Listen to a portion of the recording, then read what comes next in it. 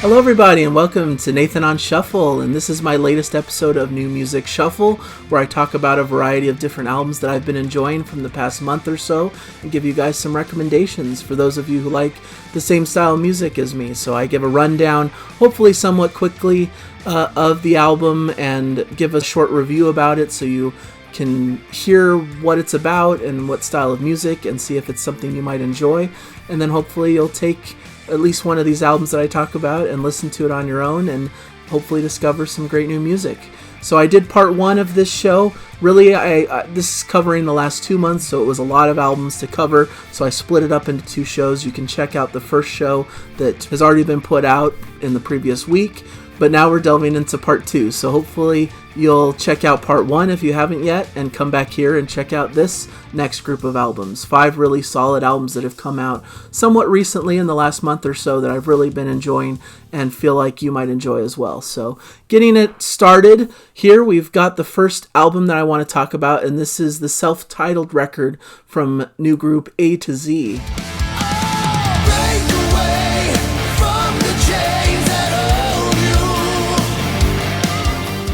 So A to Z, really the meaning behind the name is it's Ray Alder and Mark Zonder from the legendary Fates Warning coming together for a new side project of sorts. Based on the names of those two individuals, you might expect a really technical progressive metal style album, but it's not that at all. They went in a total different direction and delivered something that is very much more AOR style melodic rock, and doesn't really have much touchstones in the world of prog or even metal. More of a hard rock album. There's definitely a heavier edge to the music here, so you hear a bit of that metal influence, hard rock style, but it's more melodic and more about these catchy choruses, and it has a bit of a throwback, almost 80s hair metal style to it in a sense, but it doesn't sound too cheesy or dated, which is what I think is a real strength of this project, is that somehow they're bringing this AOR 80s style hair metal sound but updating it into a modern era and making it sound fresh and more exciting. And the players just have so much chops and so much instrumental ability that they really display a great measure of playing on this record, but they do so in a restrained style so that they never take away from the songs themselves and the choruses and the hooks that are on board on this record. So really enjoyable listen. Just every track has something catchy that grabs your ear. The playing is impeccable. The sound is the production values are really high. It's technical yet has a groove to it. Songs that wouldn't be out of place on maybe a Journey album, but with a bit of a harder edge to it. Great choruses, great hooks, great melodies, and I just really had a blast listening to this one, so I wanted to mention it to you guys. I love the opening track, Trial by Fire, just a really strong, perfect opener. Zonder's drumming is just really off the chain here, technical, but really great focus on melody and groove. The next track after that is The Far Side of the Horizon, taking things in a bit of a heavier direction but still keeping this melodic approach. You get some really heavy rockers like The Machine Gunner, but then there's some lighter ballads like Rise Again, which gives added variety, and it just continues along those lines. You know, it's hard to really single out specific tracks because they all have this same great quality to them, great style, great melodic rock with a hard rock aesthetic. I really enjoyed the record. Even the bonus track, The Silence Broken, that ends this, is one of my favorite tracks with a great catchy chorus and really stands out as a strong piece of music. So if you're into this sort of music, this AOR style melodic rock but with a bit of a harder edge, then you're really going to like this record. If you like any of the musicians involved, like I said, Ray Alder and Mark Zonder, obviously, but we've also got Vivian Lalou on keyboards, Jupe Walters on guitars, and Philip Renaud on bass guitar. So a great lineup, great sound, great playing, really cool tracks. I was worried this was going to sound cheesy and dated and like this older 80s style record, but it really doesn't. It sounds fresh, it sounds really great, and I'd recommend it if you like this sort of style. The next album I wanted to recommend to you guys is Moonletters and their album Thank You from the Future.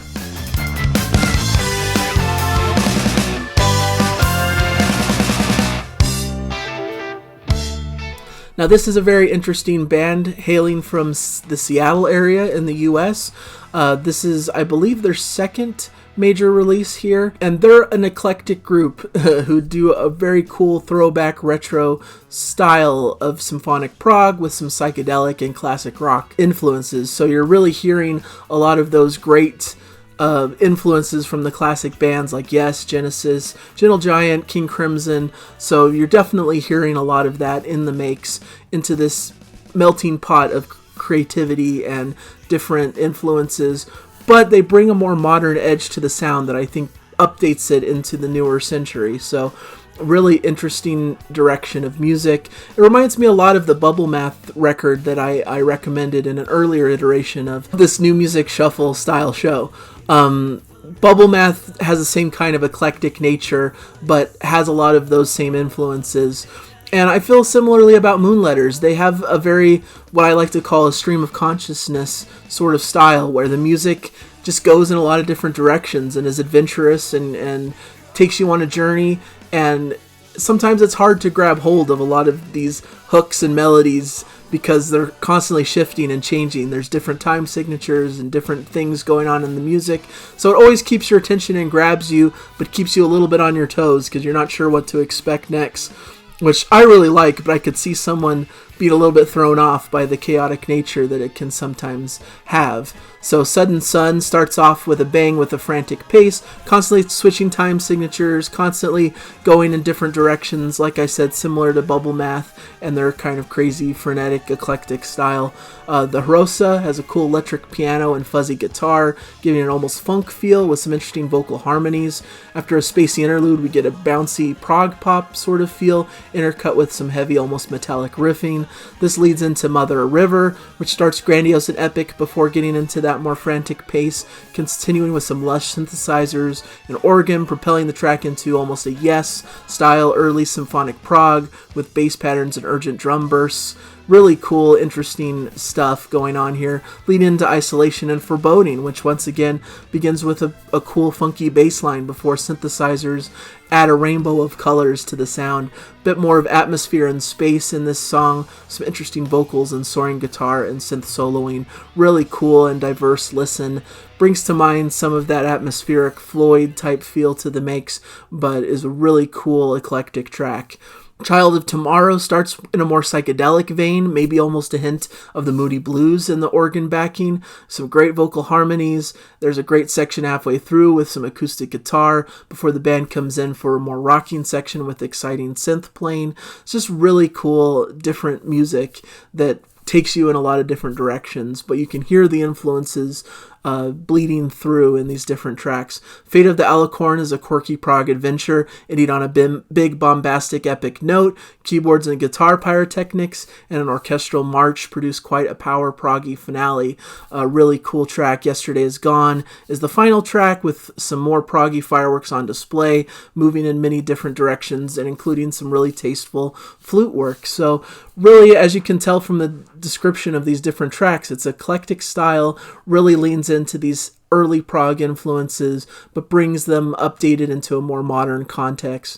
And I really enjoyed this record quite a bit, much like I enjoyed the Bubble Math record earlier in the year. It's just a really fun group of musicians doing something very different and adventurous, and I'd highly recommend it to all fans of that classic progressive rock style. Really fun stuff on display, and a band hopefully on the rise. I believe they're a bit more of an unknown band, but I think they deserve a bit more attention, especially after this album. So hopefully I'm doing my small part in bringing a little bit of an attention to bands like this that could possibly use it. So really cool album that I strongly recommend to everyone out there. Next, on a different note altogether, is the band Kula Shaker with their album First Congregational Church of Eternal Love and Free Hugs.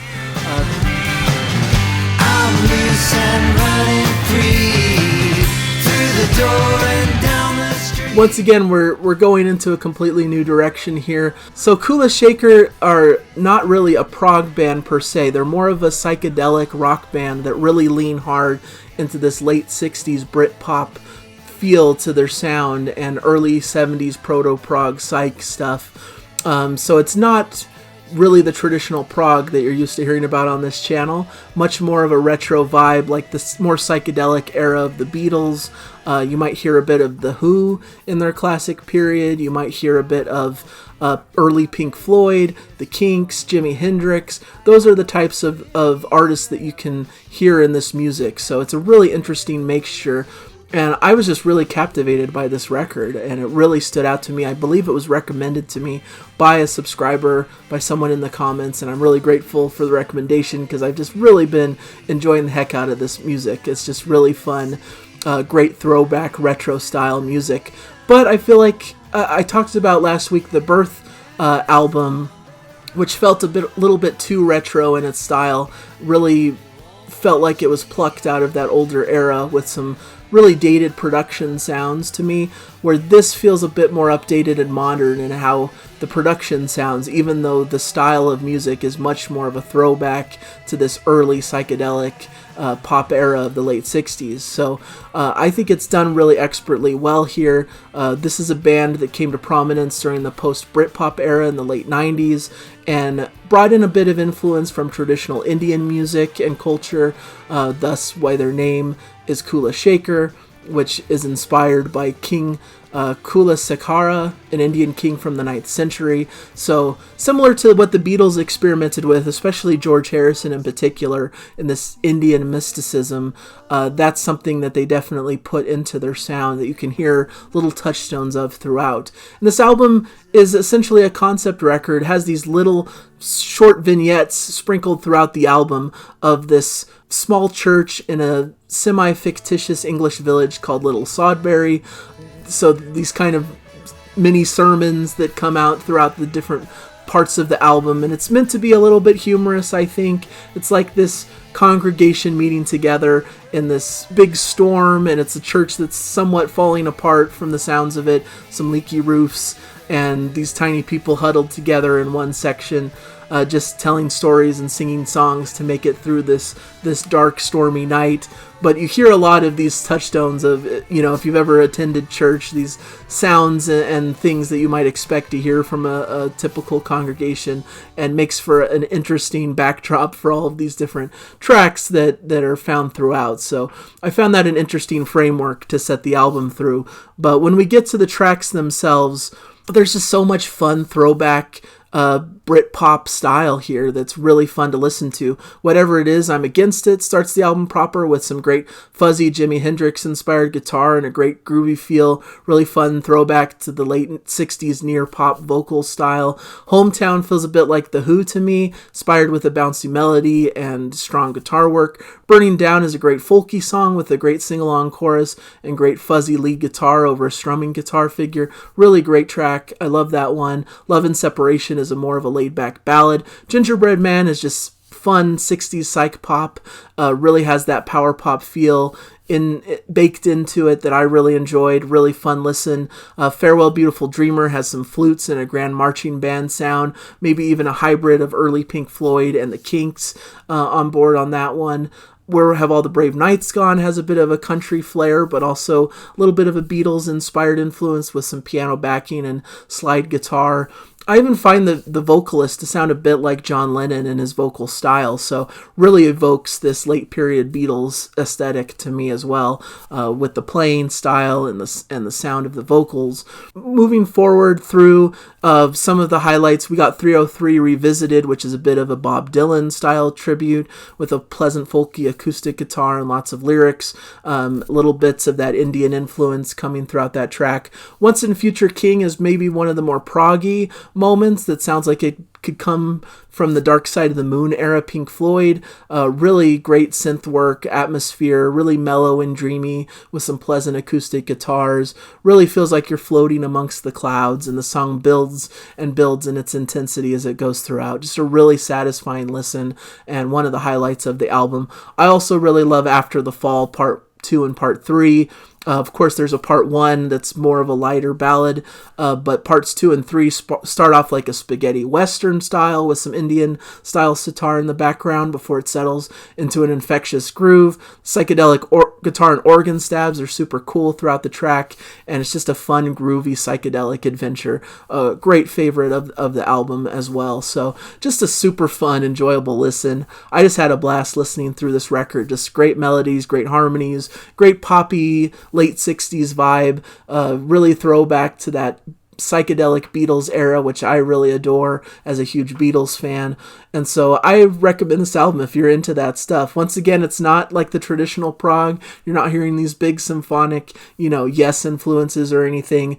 But if you like that throwbacky style to the late 60s, early 70s, and the psychedelic rock of that era, and psychedelic pop of that era, then you're going to like this, I think. It's a really fun record with an interesting theme running throughout and these interesting little vignettes that I add a little burst of humor and interest into the proceedings, which is well welcome for me. So really great record, and I recommend it. All right, next we have Dave Kerzner's new record, which is called The Traveler.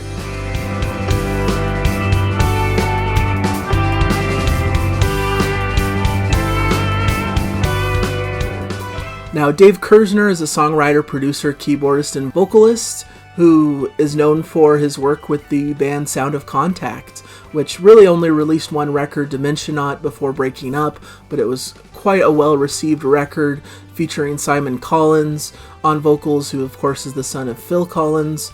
So that was a really cool project and a band that really hit hard in the community, prog community at the time, from what I remember. And it was a big blow to people that it didn't continue from there because there was such promise in that Dimensionaut album. So short-lived band, but it catapulted a solo career for David Kerzner, who's continued onward to produce many albums that are very well regarded in their own right. And he brings on a host of great guest musicians to help him along his path as a solo artist. So it's really cool, fun music that I've really enjoyed listening to through the years, and this is perhaps one of my favorite of his solo albums, maybe the favorite, because I think he brings everything together in such a satisfying way here. So once again, I don't feel like the prog is quite as heavy on these albums that he does. There's definite moments that are full-on prog moments, but I feel like for the most part he sticks in this very pleasant melodic rock style vein. A lot of influence of Pink Floyd, I think, from their classic, Dark Side of the Moon, Wish You Were Here era. So I feel like the prog elements can sometimes feel a bit few and far between, but they're always tastefully done when they insert themselves. And there's some tracks here that really lean hard on a Genesis influence and are really great tracks that I really wish were explored even a bit further, but really fun listen and some great melodies, some great choruses that stick in your brain, some great catchy moments, and of course some great, excellent playing from all the musicians involved. We've got, like I said, a host of instrumentalists who are just fantastic and are focused on a lot of different projects. But we've got, just looking at the cast list here, got John Davison on vocals on track 8, Feels Like Home. We've got Fernando Perdomo on guitars throughout the album. We've got Steve Hackett guesting on guitars, Randy McStein on guitars as well, Francis Dunnery. We've got Billy Sherwood playing bass throughout, and some great drumming from Marco Miniman and Nick DiVirgilio. So you've got quite a cast there of great instrumentalists who are making such a mark on the current prog genre. So it's almost an all-star cast that's accompanying Dave Kerzner on this record, and you can really hear it even with the opening here, Another Lifetime, a great uplifting opener, the great melody, great proggy interplay in sections here. Like about 2 minutes in, we get these bouncy keys and great guitar playing with some beautiful violin added into the mix to give a more intricate style sound, leading back into the beautiful melodic chorus afterwards. So great track to start the record with. Ghostwritten Fables has a great groove to it, incredible drumming from Marco Miniman. I almost feel like a bit of a Police or Sting influence in this track with the drumming and with the vocals. Time in Your Mind comes next, bringing a bit of an 80s Genesis style flavor with some great playing now from Nicky Virgilio and some classic 80s style keyboards. Almost sounds like Abacab era Genesis. Some great background vocals on the chorus, and once again is filled with great pleasant melodies and grooves that really draw your ear and are pleasant to listen to. For Granted has some great atmospherics before the vocals come in over a great keyboard melody. Great tune with a great Pink Floyd-like aesthetic as it builds and grows in intensity. I like Here and Now Part 1, which is a great proggy interlude that has a Genesis feel to it, which will be explored even further in the final track of the album, Here and Now Part 2. Better Life is a great poppy track with a clear Beatles influence. Fernando Perdomo plays some great guitar lines on this. Sounds like a really strong George Harrison influence on his playing. Cannot Get It Back has some great background vocals from Durga McBroom, leading us into a more laid-back feel with some great keyboard playing and awesome bass lines. Feels Like Home is a beautiful track, similar to what he's done on prior albums, taking you on a journey through Floydian landscapes with a big expressive chorus and a great appearance from John Davison on vocals. But what really takes the cake here for me and is the best track of the album is the final one, Here and Now Part 2, which is one of the album's greatest prog moments, where the band really decides to embrace that Genesis influence and create something that wouldn't sound out of place on Trick of the Tail, something somewhere like Los Indos in its instrumental sound.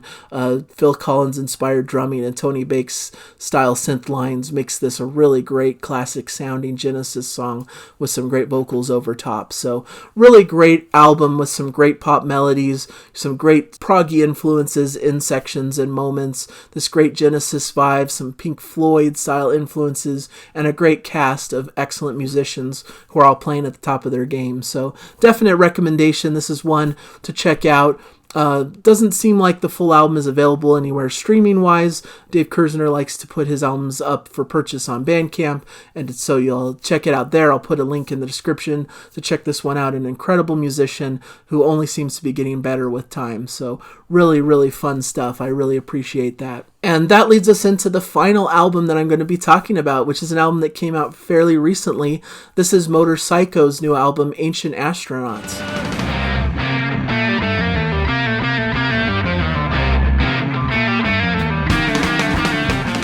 So Motorpsycho is a band from Norway who formed in 1989, and they've been active ever since. Lately, they've been putting out albums fairly quickly. I feel like they have a new album out almost every year, so they're very prolific in that regard.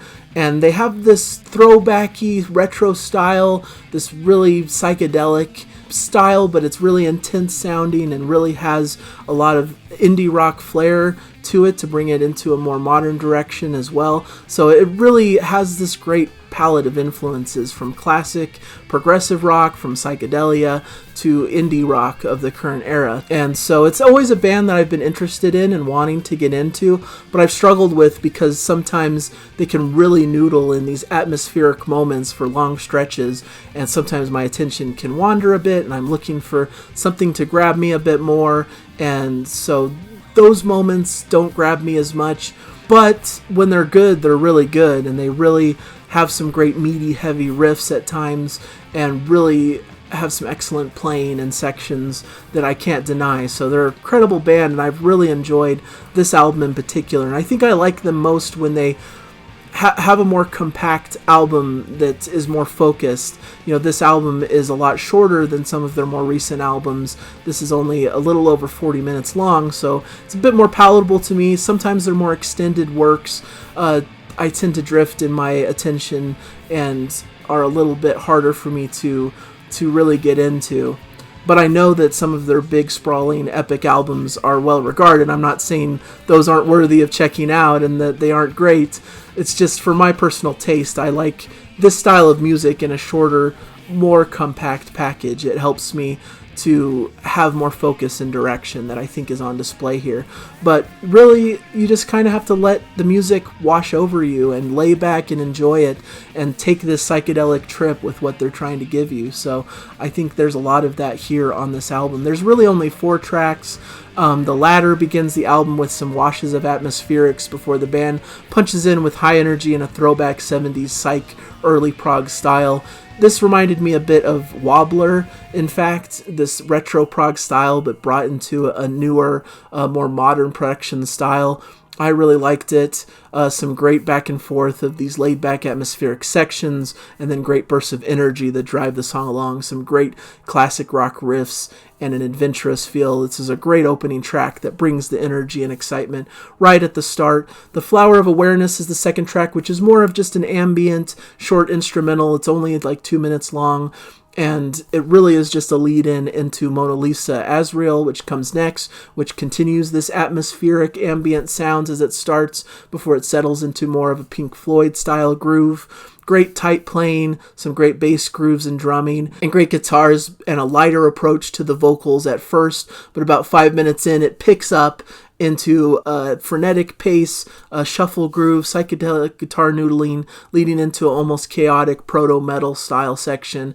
It continues to shift and change from there, never losing your interest before it ends back where it started, essentially, with these more ambient noises. So it's a really cool, interesting journey throughout a lot of different styles and sounds, but they take their time in it. They really let the music grow naturally, and they don't change pace all of a sudden on a dime. They really lead you into it and lead you to the next section, which I really appreciate and think they do really well. And then, of course, it ends with the big epic track, which has a really long name to it, Chariots of the Sun to Phaeton on the Occasion of the Sunrise, theme from an imagined movie. This is over 20 minutes of really cool instrumental music. It really does sound like it could be a soundtrack to some sort of trippy sci-fi movie, I think. And so it takes you on a really long, extended instrumental epic journey.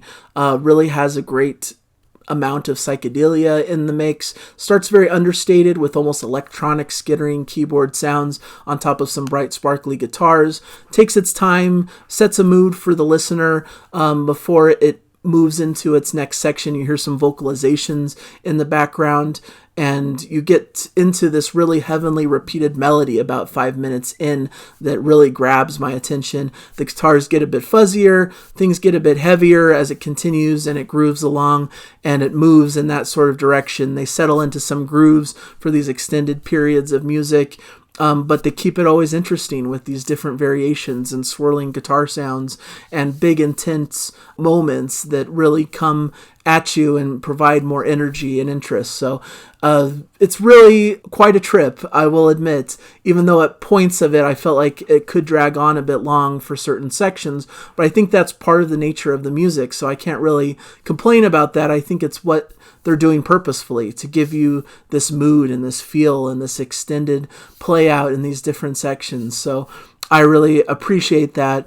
And they settle back into basically the same sound that started out the track as it ends with this lighter feel and those vocalizations and that skittering keyboard over those bright, sparkly guitars. So really cool song with a great structure and a lot going for it. So I really appreciated this. It was a great introduction into Motorpsycho and their sound. Maybe I should explore a bit further, put in the comments what other Motorpsycho albums are worth checking out if I enjoyed this one as much as I did, knowing that I sometimes struggle with the more ambient sections and longer stretches.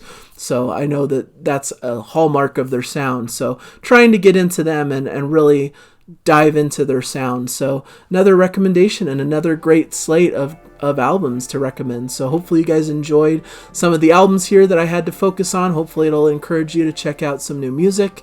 And above all else, I just hope you guys enjoy the music, whatever you're listening to. Thank you guys for joining me. I know these videos sometimes run a bit long when I'm talking about quite a few albums, but I think it's a lot of fun, and hopefully you enjoyed it. So thank you guys so much for your support and for sticking with me, and just enjoy the music. Hopefully I'll catch you in another video. Bye, everybody.